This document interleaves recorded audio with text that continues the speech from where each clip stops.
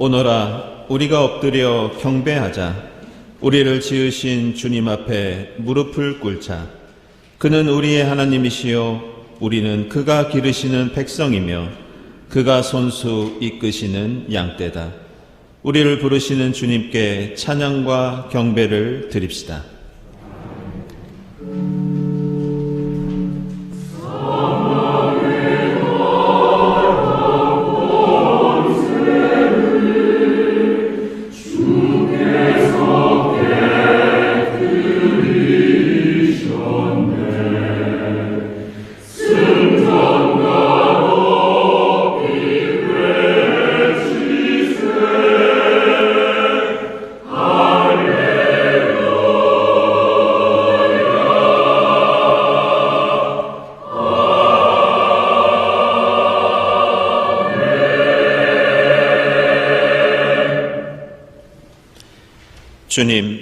주님께서 나의 간구를 들어주시기에 내가 주님을 사랑합니다.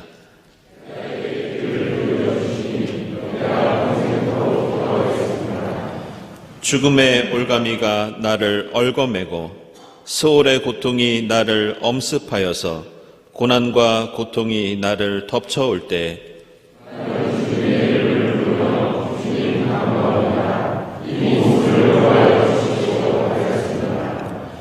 주님께서 나에게 베푸신 모든 은혜를 내가 무엇으로 다 갚을 수 있겠습니까?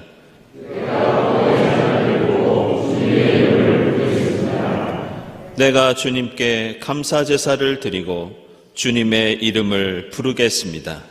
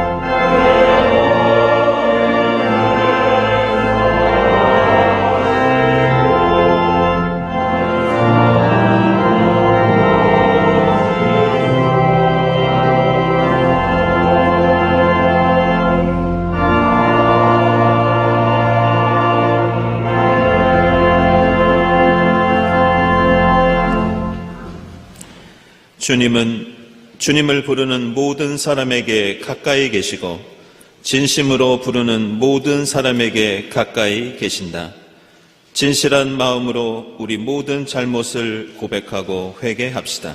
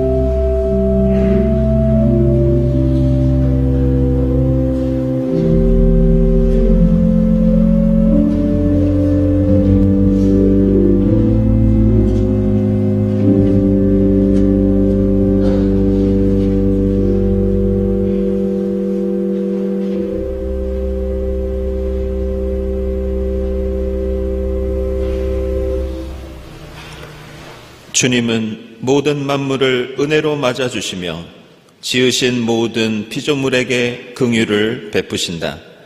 이 말씀에 의지하여 우리 모든 죄가 용서받았음을 선언합니다. 아멘.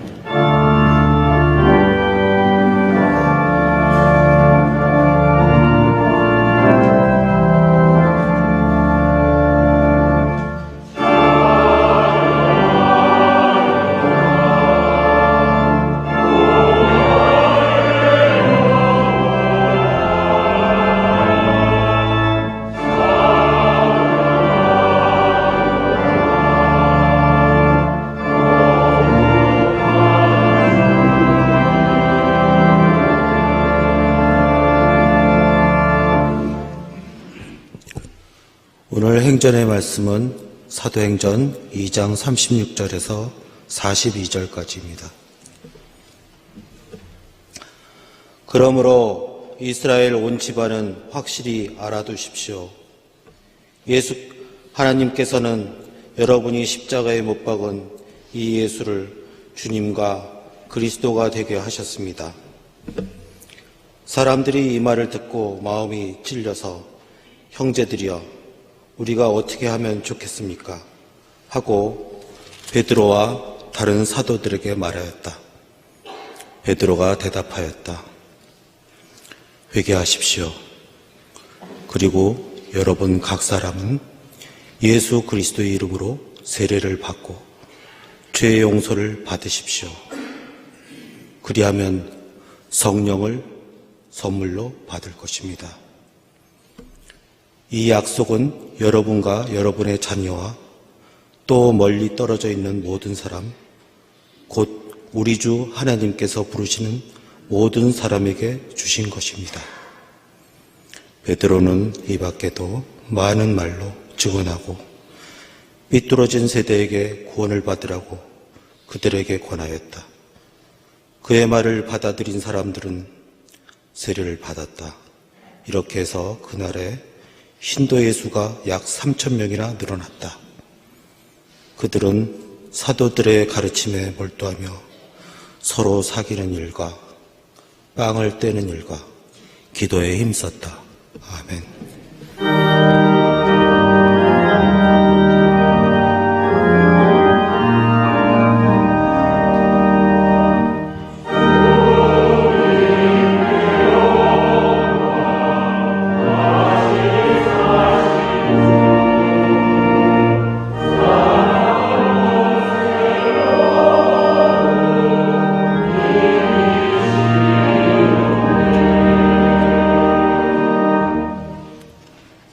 서신의 말씀은 베드로전서 1장 17절에서 23절까지의 말씀입니다.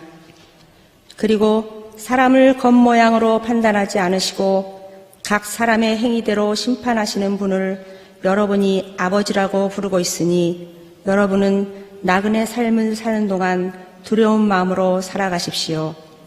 여러분은 조상으로부터 물려받은 여러분의 헛된 생활 방식에서 해방되었습니다.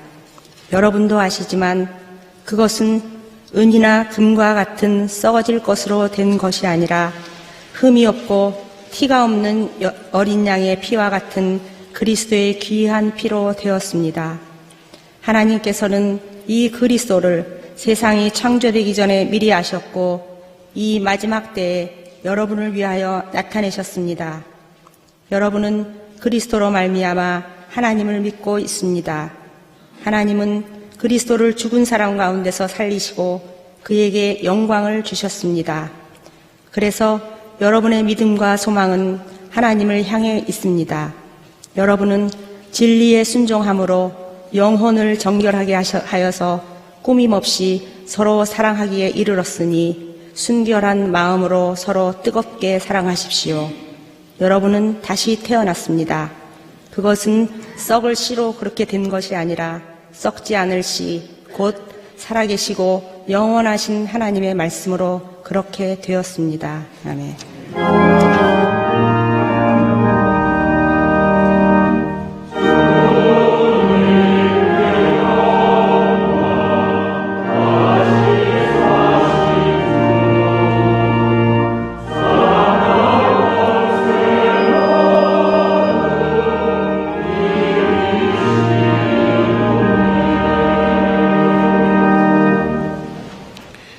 복음의 말씀은 누가복음서 24장 28절부터 35절까지입니다. 그 두 길소는 자기들이 가려고 하는 마을에 가까이 이르렀다. 그런데 예수께서는 더 멀리 가는 척 하셨다. 그러자 그들은 예수를 만류하여 말하였다. 저녁 때가 되고 날이 이미 저물었으니 우리 집에 묵으십시오. 예수께서 그들의 집에 묵으려고 들어가셨다. 그리고 그들과 함께 음식을 잡수시려고 앉으셨을 때 예수께서 빵을 들어서 축복하시고 떼어서 그들에게 주셨다. 그제서야 그들의 눈이 열려서 예수를 알아보았다. 그러나 한순간에 예수께서는 그들에게서 사라지셨다. 그들은 서로 말하였다. 길에서 그분이 우리에게 말씀하시고 성경을 풀이하여 주실 때 우리의 마음이 우리 속에서 뜨거워지지 않았습니까? 그들이 곧바로 일어나서 예루살렘에 돌아와서 보니 11 제자와 또 그들과 함께 있던 사람들이 모여 있었고 모두들 주님께서 확실히 살아나시고 시몬에게 나타나셨다 하고 말하고 있었다. 그래서 그 두 사람도 길에서 겪은 일과 빵을 떼실 때 비로소 그를 알아보게 된 일을 이야기하였다. 아멘.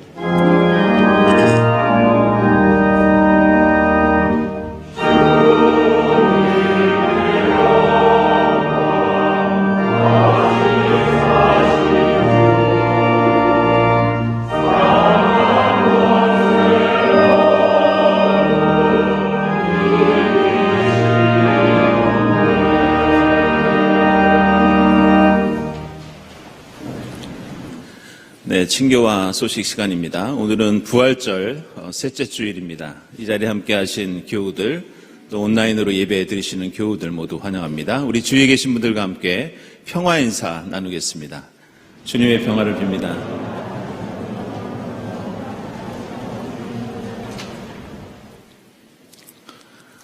네, 교우 소식 알려드리겠습니다.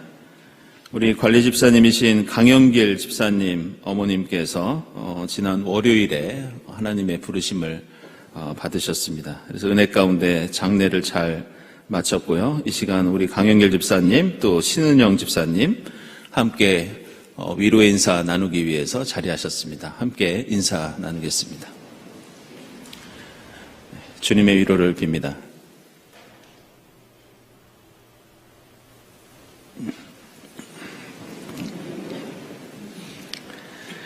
네, 최승환 장로님, 강성실 권사님, 미국으로 출국하셨는데요. 주님께서 지켜주시기를 기원합니다. 네, 이 자리에 함께하신, 방문하신 분 있어서 소개하겠습니다. 이 두 분은 우리 이자희 권사님과 함께 미국에서 공부하셨던 분인데요. 지금 인사동에 있는 갤러리에서 전시회를 하고 계신데 오늘 우리 교회 예배에 참석하셨습니다. 마리아 랜돈 로버트. 네, 여러분들 환영의 박수 부탁드리겠습니다.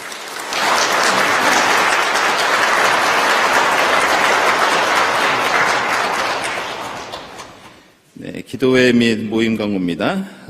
화요 기도회 계속되고요. 작년에 원래 및 특강, 오늘 이영일 집사님께서 건국사의 재해석 오전 10시 40분부터 소예배실에서 특강이 있겠습니다. 관심 있는 분들의 많은 참여 부탁드립니다. 루디아 이소회 오늘 일부 예배 후에 당회실에서 모임이 있고요. 그리고 오늘 오후에 3040 모임이 진행되겠습니다. 오늘은 자녀들을 위한 몸으로 하는 놀이체육 프로그램이 마련되어 있습니다. 많은 참여 부탁드립니다. 마리아 이소의 원래 및 남산 야유회 27일에 있겠습니다. 그리고 2023년도 부활절 감사헌금 저희들이 예산을 이렇게 세웠는데요. 여러분들께서 사실은 한 주 만에 예산 이상으로 봉헌을 해주셨습니다. 다시 한번 교우들께 감사를 드립니다. 그리고 2사번기 세교 교육 오늘 2부 예배 후에 공동 식사로 모이겠습니다. 그리고 오늘 오후 1시에 우리 김결 장로님께서 진행해 주시는 남신도의 특강이 있습니다. 세대를 잇는 경동의 신앙생활.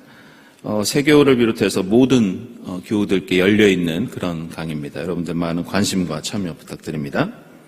그리고 오늘 오후에는 그 에큐메니칼 중동학교 안내해드린 프로그램이 진행됩니다. 이번에 인남식 교수 모시고서 저희가 강의를 듣는데요. 다음 주일까지 2번에 걸쳐서 이 임남식 교수의 강의가 있겠습니다. 이분은 우리나라의 이 아프리카 중동 연구부 부장교수로 국립외교원에 계시는데요. 사실 우리나라의 이 중동 전문가가 몇 분 안 계십니다. 그래서 대단히 중요하고 또 소중한 그런 강의가 될 것으로 믿습니다. 많은 참여 부탁드립니다. 생태환경위원회 제로 웨이스트샵 운영 중에 있습니다. 그리고 선교관 지하 주차장 공사 계속 진행 중에 있습니다. 구역 예배 안내되어 있고요. 또 다음 주일 예배위원 감사드립니다.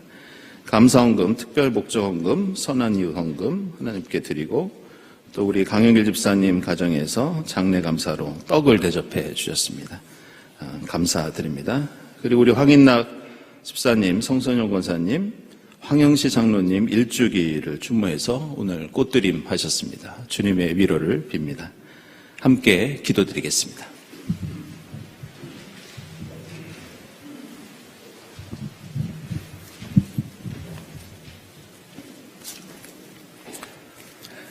사랑과 은혜가 충만하신 하나님 아버지, 날마다 새 힘과 생명을 주시는 은혜에 감사드립니다.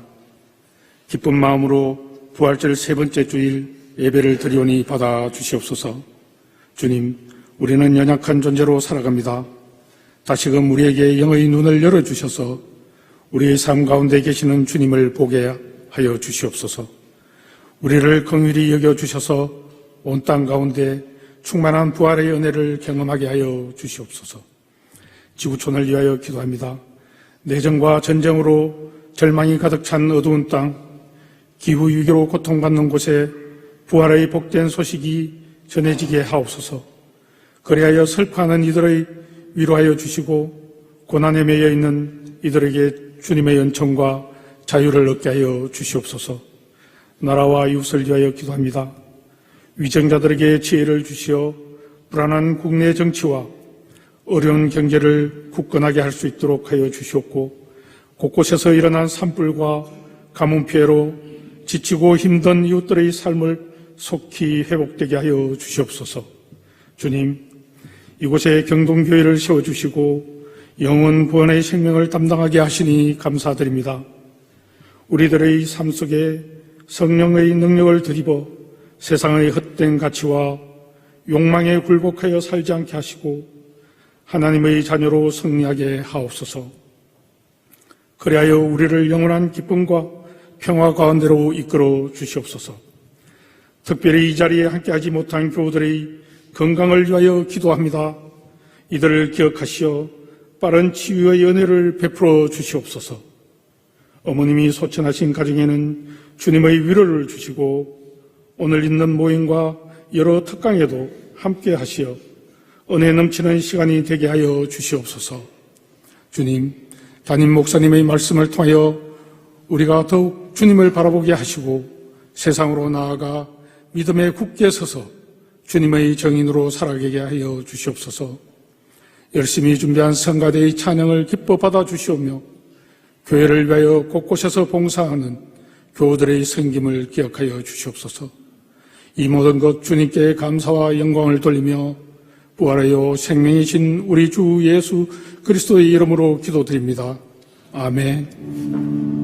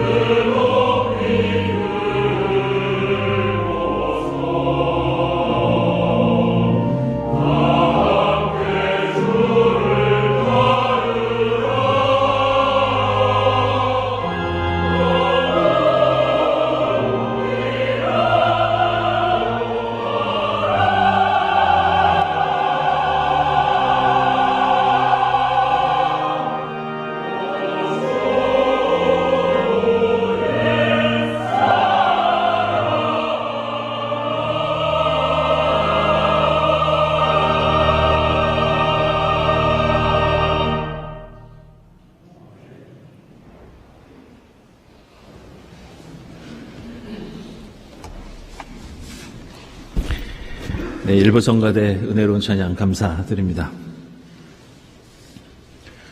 오늘 우리가 읽은 복음서 말씀은 엠마오로 가는 두 제자들에 관한 이야기입니다.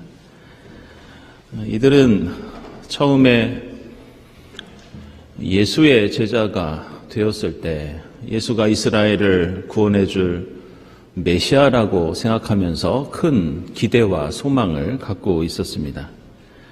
그런데 예수는 십자가에 못 박혀 죽게 되었고 이 두 제자는 실망할 수밖에 없었습니다. 그런데 이들이 그렇게 낙담하고 있을 때 예루살렘에서 돌고 있던 어떤 소문을 듣게 됩니다. 그것은 예수의 시신이 무덤에서 사라졌고 심지어 예수가 죽은 자 가운데서 다시 살아났다는 이 부활에 관한 소문이었습니다. 그래서 지금 엠마오로 가면서 대화를 나누고 있는 이 두 제자들, 이 마음속에는 어지럽고 혼란한 그런 심경이 있었습니다. 예수에 대해서 가지고 있었던 기대와 소망, 예수의 십자가 죽음에 따른 실망과 낙심, 그리고 예수가 부활했다는 놀라운 소문과 그에 따른 혼란, 이 두 제자의 머릿속은 어지러울 수밖에 없는 그런 상황이었습니다. 이런 복잡한 환경 속에서 부활하신 예수가 엠마오로 가는 두 제자 곁에 다가가십니다. 그리고 이 제자들은 처음에는 이분이 예수라는 것을 알아차리지 못했지만 오늘 우리가 읽었던 이 말씀 속에서 함께 식사를 하는 그 과정에서 예수를 알아차립니다. 오늘 말씀 보면 엠마오에 도착해서 날이 저물었을 때에 이 제자들은 예수가 머물 데가 없는 것을 아시고 자신의 집으로 초대합니다. 그리고 밥을 먹다가 예수라는 것을 알게 되었고 두 제자들도 예루살렘으로 돌아가서 다른 11 제자들처럼 예수의 부활을 알리는 부활의 증인이 되었다고 그렇게 말씀합니다. 오늘 말씀을 보면 예수께서 이 식사하시는 장면이 나오는데요. 특별히 다른 복음서들도 그렇지만 이 누가복음서에는 1장부터 끝장까지 밥을 먹는 일이나 음식과 관련된 내용이 한 장도 빠지지 않고 계속해서 등장합니다. 이 주제가 워낙 중요하기 때문에 조금 시간이 걸리더라도 제가 여러분들에게 한 장 한 장 소개를 좀 드리겠습니다. 누가복음서 1장을 보면 마리아가 하나님의 구원 역사에 대해서 찬송하는데 이렇게 고백합니다. 줄인 사람들을 좋은 것으로 배부르게 하셨습니다. 2장을 보면 메시아 예수가 태어난 곳은 하필 말에 먹이를 담아두는 말고유였고 3장에서는 먹을 것을 가진 사람은 함께 나누어 먹으라는 가르침이 이 3장에 나옵니다. 4장에서도 예수가 광야에서 악마에게 시험을 받으실 때 그 첫 번째 유혹이 빵에 관한 것이었습니다. 5장에서는 예수가 제자들을 부르실 때 첫 번째 제자들은 갈릴리에서 가장 중요한 식량이었던 물고기를 잡는 어부였고 그 다음에 제자 레위를 부르실 때에도 레위가 예수를 집으로 초대해서 큰 잔치를 벌이면서 제자로서의 삶을 시작합니다. 6장에서는 안식일에 밀밭 사이로 가시다가 밀 이삭을 잘라먹는 일로 바리새인과 격렬한 논쟁을 벌이시고 7장에서는 예수를 사람들이 뭐라고 평가를 하고 있느냐, 마구 먹어대는 사람이다, 이렇게 평가합니다. 8장에서는 예수께서 죽은 아이를 살리시는데 공교롭게도 아이가 다시 생명을 얻자마자 먹을 것을 좀 갖다 주라고 그런 말씀을 하십니다. 9장에서는 그 유명한 오병이어 사건이 나오고 10장에서는 72명의 제자들을 파송하시면서 어떤 집에 가든지 그 집에서 머물면서 그곳에서 먹고 마시라고 권면하십니다. 10장 뒷부분에서는 마르다와 마리아의 집에서 함께 식사를 하시고 11장에서는 주의 기도를 가르쳐 주시면서 일용할 양식을 구하라고 하시고 생선과 달걀을 구하는 이에게 하나님은 뱀과 전갈을 주시지 않는다고 말씀해 주십니다. 12장에서는 마음껏 먹고 마시는 어리석은 부자의 비유를 가르쳐 주셨고 이어서 무엇을 먹을까 염려하지 말라. 까마귀도 먹이시는 하나님께서 책임져 주신다고 강조합니다. 13장과 14장에서는 잔치에 대한 비유를 말씀해 주셨고 15장에서는 예수께서 사람들과 함께 먹고 마시자 바리새인들이 저 예수는 맨날 죄인들과 밥을 먹는다고 비난을 합니다. 그리고 이어서 탕자의 비유에서는 돌아온 아들에게 잔치를 베풀어 준다는 내용이 나오고 있습니다. 16장에서는 부자의 밥상에서 떨어지는 부스러기를 먹다가 죽은 거지 나사로가 나오고 17장에서는 종에 대해서 말씀하시는데 주인의 먹을 것을 준비하고 시중두는 역할이라고 말씀하십니다. 그리고 18장에서는 금식을 자랑하는 바리새파 사람들의 비유가 나옵니다. 19장에서는 예수께서 삭개오의 집에 초대를 받으셨고 20장에서는 포도원과 소작인의 비유와 잔치의 윗자리에 앉기를 좋아하는 율법학자들을 책망하십니다. 21장에서는 방탕과 술 취함에 대해서 경고하시고 22장에서는 십자가 죽음을 앞두시고 제자들과 마지막으로 만찬을 하십니다. 그리고 오늘 누가복음서 마지막 장에서도 부활하신 예수께서 엠마오에서 두 제자들과 함께 하셨던 일은 밥을 먹는 일이었습니다. 그리고 이렇게 밥 먹는 이야기와 음식에 대한 이야기가 누가복음에서 끊이지 않게 나오다가 마지막 24장 41절에서 이제 이 땅에서 마지막으로 11제자를 만나시는데 예수께서 그들에게 다시 한번 이렇게 말씀하십니다. 여기에 먹을 것이 좀 있느냐. 결국 11제자들과도 마지막 식사를 하시면서 이 땅에서의 모든 사역을 마무리하시고 승천하십니다. 우리는 예수께서 이 땅에 오셔서 엄청난 기적과 능력과 가르침을 보여주셨고 십자가와 부활을 통해 우주적인 전 인류의 구원을 베풀어 주셨다고 고백합니다. 그러나 지금까지 살펴본 것처럼 우리가 복음서와 성경 어디에서도 흔히 볼 수 있는 것처럼 예수께서 이 땅에서 가장 빈번하게 가장 애정을 가지고 하신 일은 함께 밥 먹는 일이었습니다. 이런 이유로 누가복음서의 가장 신학적인 주제 가운데 중요한 것이 무엇이냐고 할 때 보통 학자들은 식탁의 교제, 테이블 펠로우십 이렇게 말합니다.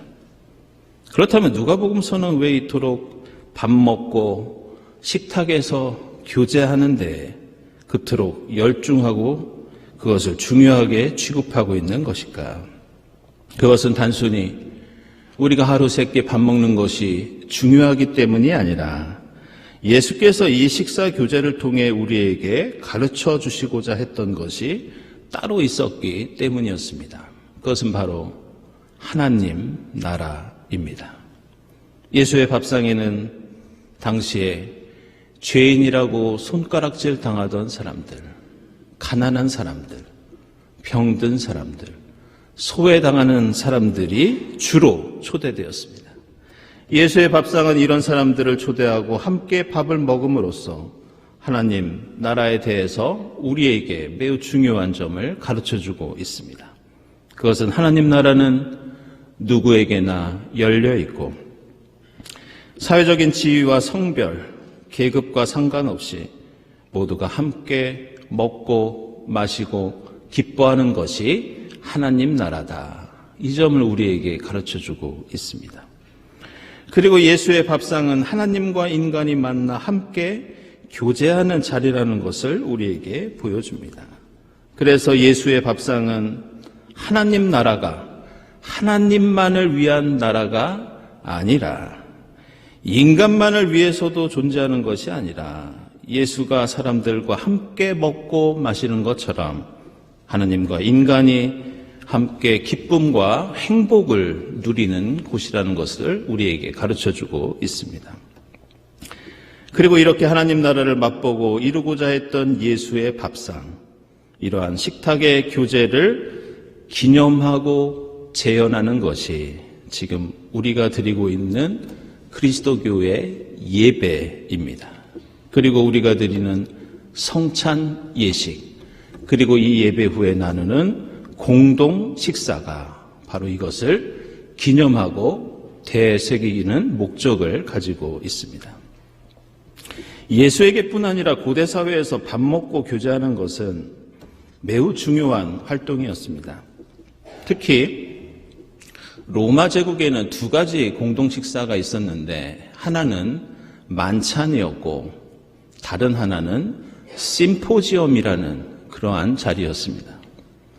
만찬은 일반적인 저녁 식사를 이르는 말이었는데 기록을 보면 손님이 도착하면 하인이나 노예가 손님을 방으로 맞아들이고 식사하는 방으로 인도한 다음에 발을 씻겨주고 손을 씻을 물을 가져다 줍니다.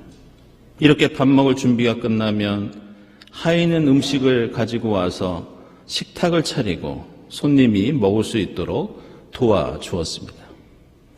저녁 식사인 이 만찬을 마치면 음식을 치우고 이제 심포지엄으로 넘어가는데 손을 다시 한번 씻고 포도주와 향유를 돌리고 이제 얘기를 나누면서 토론을 하는 것이 이 심포지엄이었습니다. 이런 이유로 오늘 사도행전 2장에도 나오는 초대교회의 성찬 예식과 공동 식사는 바로 이 로마 제국의 만찬과 심포지엄이라고 하는 문화에서 영향을 받은 그런 측면이 있었습니다. 초대교회 그리스도인들은 함께 모여 로마의 만찬처럼 빵과 포도주를 나눠 먹었고 그리고 심포지엄처럼 함께 주님의 말씀을 묵상하고 읽으면서 들으면서 함께 토론을 했습니다.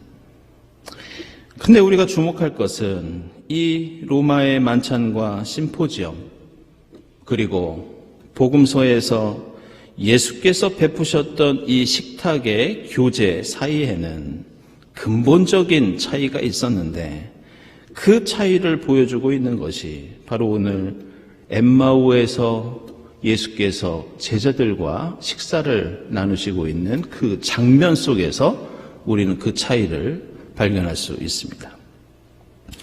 오늘 이 엠마오 식탁에서 주목할 것은 이 자리에서 예수께서 취하셨던 몇 가지 행동입니다. 오늘 본문을 보면 그 집에 묵으시려고 들어가셨을 때 식사하는 과정에서 이런 말씀이 나옵니다. 예수께서 빵을 들어서 축복하시고 떼어서 그들에게 주셨다. 우리가 알아야 할 것은 이렇게 식탁에서 빵을 취해서 떼어서 나눠주는 역할은 원래 그 식탁에서 봉사하던 하인이나 노예가 하던 행동이었습니다. 그리고 로마 제국의 만찬과 심포지엄은 계급이 뚜렷하게 나뉘어 있는 밥상이어서 지위에 따라 앉는 자리와 먹는 음식이 달랐고 밥을 먹는 걸 도와주는 노예나 하인들은 끝까지 식탁에서 시중만 들었습니다.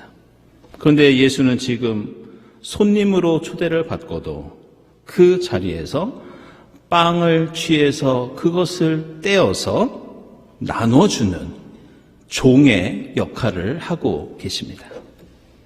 그런데 놀랍게도 오늘 이 엠마오의 식탁에 나오는 표현들, 예수께서 빵을 취하시고 떼시고 나눠주시는 이 단어들이 똑같이 등장하는 식사 자리가 복음서의 다른 말씀에서도 나오는데 그것이 바로 오병이어 사건입니다. 누가복음서 9장을 보면 그때도 예수께서는 물고기와 보리떡을 들고 축복하시고 제자들에게 그것을 떼어서 나눠 주십니다. 한마디로 높은 자리에서 대접을 받는 모습이 아니라 거기에서도 종의 모습으로 봉사를 하십니다. 그런데 이 장면은 오병이어와 오늘 엠마오의 식탁뿐만이 아니라 다른 한 군데서 또 발견되는데, 그것은 바로 예수께서 십자가에 죽기 전에 제자들과 마지막으로 나누셨던 마지막 만찬에서도 이 표현이 똑같이 등장합니다. 누가복음서 22장 19절을 보면 예수께서 빵을 들어서 감사를 드리신 다음에 떼어서 제자들에게 나눠 주십니다. 그리고 그 자리에서는 더 구체적으로 하인들이 손님들에게 했던 제자들의 발을 씻겨주시는 그 겸손의 모습을 보여주십니다. 오병이어는 예수께서 이 땅에서 사역하실 때의 기적이었고, 마지막 만찬은 죽음을 앞두고 나누신 식사였고, 오늘 엠마오의 식탁은 부활하신 주님이 함께하신 밥상이었습니다. 이처럼 예수의 삶과 죽음과 부활의 의미를 담고 있는 이 세 번의 밥상, 오병이어, 마지막 만찬, 그리고 엠마오의 식탁에서 예수는 빵을 취하고 떼시고 나눠주시면서 종의 모습으로, 노예의 모습으로 식탁에 함께한 사람들을 섬기셨습니다. 예수께서 이 땅에 계셨을 때 우리는 예수의 제자가 12명이라고 생각하지만 사실은 이 12명보다 훨씬 더 많았습니다. 오늘 엠마오로 가던 두 제자들도 바로 12명의 제자들 이외에 예수를 따르던 수많은 제자들과 추종자들 가운데 두 사람이었습니다. 많은 제자들이 예수가 십자가에서 죽으실 때 자신도 위험에 빠질까 봐 두려워서 도망을 했지만 그들이 단순히 무섭고 두렵기 때문에 예수를 떠난 것만은 아니었습니다. 예수를 따르던 제자들 중에는 오늘 엠마오의 두 제자처럼 예수가 로마 제국을 물리치고 이스라엘을 해방시키고 다윗처럼 다시 민족을 부흥시킬 것이라고 기대한 사람들이 많았습니다. 그러나 수많은 제자들이 예수의 모습에 실망을 했고 그래서 예수를 떠납니다.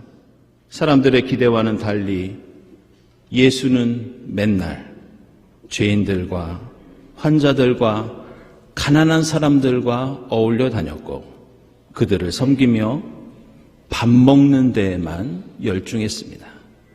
그러다가 나중에는 사형 선고를 받고 십자가 위에서 허무하게 죽어갔습니다.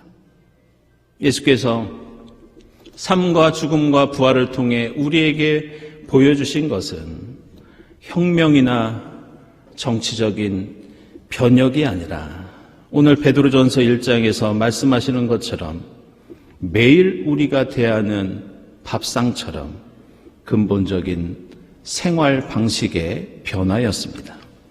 로마 제국이 폭력과 착취와 억압으로 차린 차별과 탐욕의 밥상이 아니라 예수는 평등과 겸손과 섬김의 밥상을 베풀어 주시면서 우리가 추구해야 하는 하나님 나라가 무엇인지 그것을 어떻게 우리가 일상생활 속에서 실천할 수 있는지 가르쳐 주셨습니다.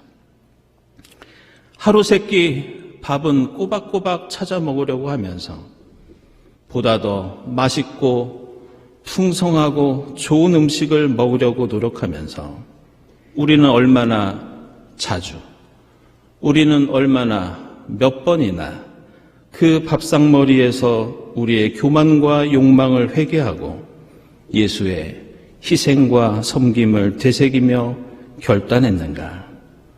어쩌면 예수께서 보여주신 하나님 나라의 생활 방식을 우리가 밥을 먹을 때마다 하루에 몇 번씩 되새기고 실천했다면 이미 세상은 혁명이나 변혁이 아니더라도 지금보다 더 평화롭고 더 정의로워질 수 있었는지 모릅니다.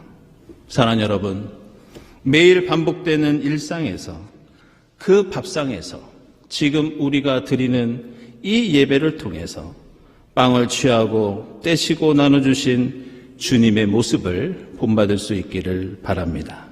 로마 제국의 폭력과 억압이 극에 달했는데도 예수가 한가하게 빵이나 떼고 포도주나 마시고 십자가에서 일방적으로 당했다고 생각한다면 그것은 하나님의 구원 역사에 대한 대단한 오산입니다. 오늘 이 예배에서 우리가 기념하는 십자가와 부활, 매일 밥을 먹으며 되새기고 결단하는 예수의 섬김과 종노릇, 이것이 반복될 때 내가 달라지고 세상을 변화시키는 능력이 된다는 것을 잊지 마시기를 바랍니다. 오늘 부활하신 예수께서 베푸신 이 엠마오의 식탁을 통해 다시 한번 우리가 추구해야 할 하나님 나라를 생각하고 결단하는 여러분의 부활절이 될 수 있기를 바랍니다. 기도하겠습니다.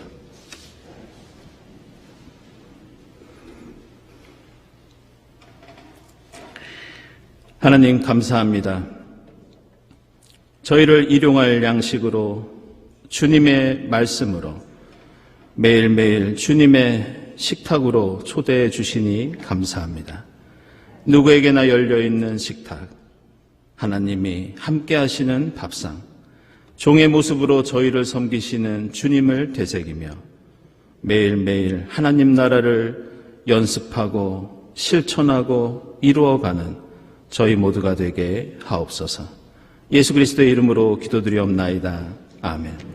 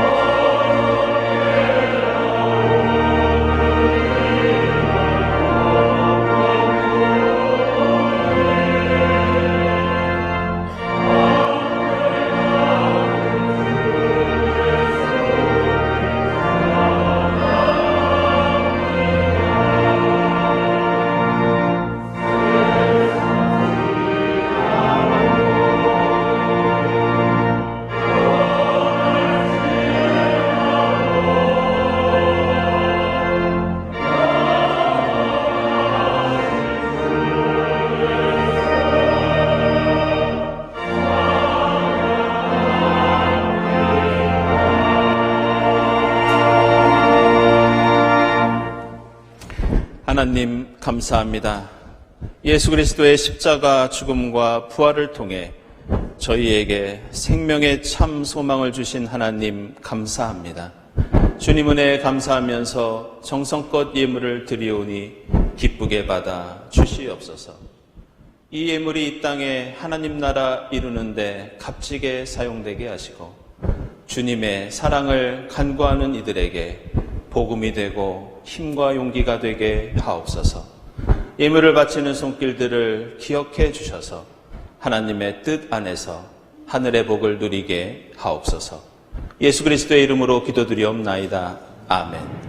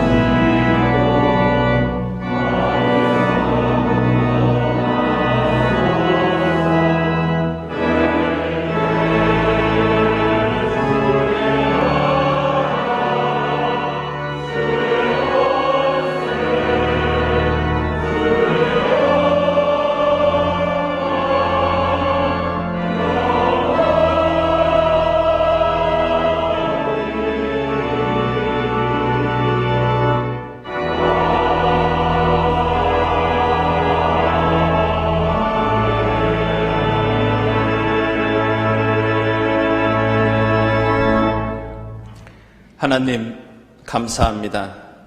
일용할 양식을 통해서 저희에게 베풀어 주시는 주님 말씀을 통해서 저희가 드리는 이 예배를 통해서 매일매일 저희를 하나님 나라 식탁에 초대해 주시는 하나님 감사합니다.